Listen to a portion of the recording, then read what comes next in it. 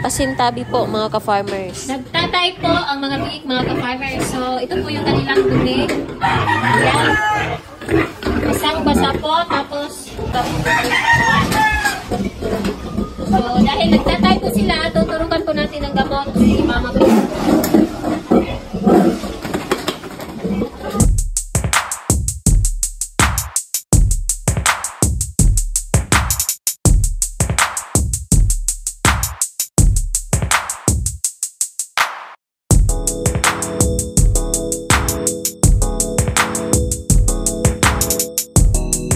Tapos na, ngayon naman yung mga biik naman ang tuturukan natin ng gamot. So, iba po ang gamot na ituturok natin sa mga biik. Ayan, so ito po yung gamot sa mga biik, mga ka-farmers. Magkaiba po sa gamot na tinuturok po natin kay Mama Pig. So, alam ay sinilay po ito. Tapos, yung dosage po ay 1 ml per 10 kg po, mga ka-farmers. Alam ka naman. Yun. So, sa may badang hita lang po muna tayo magturo kasi maliliit pa po. 5 lang po yung ituturok natin kasi maliliit pa itong mga biik. Yan, dito po sa bandang halaman po mga ka-farmers.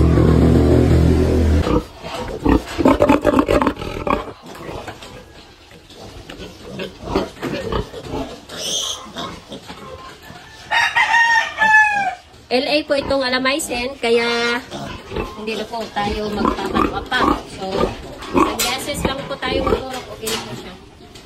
After 3 days, kapag hindi pa gumaling yung ating mga biik, pwede na po nating turukan ulit. So, magpapanuwa po tayo mga ka-farmers.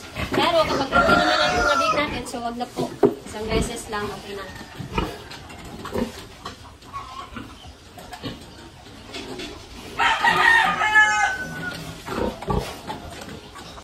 Yung tinuturok naman natin kay Mama Pig ay bacteria po yun mga ka-farmers. So, magkaiba po kasi yung bacteria hindi po maganda sa biik.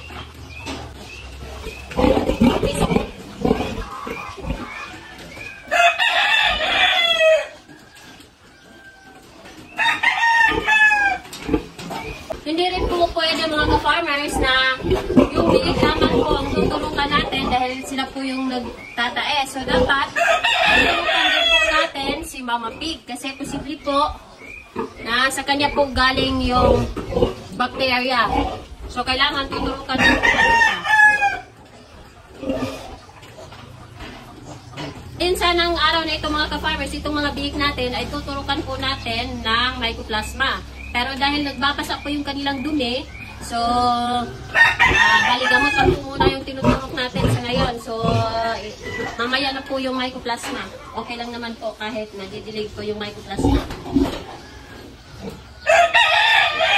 Uunahin po natin yung gamot kasi yun po ang mas mahalaga. So magamot po natin sila kagad.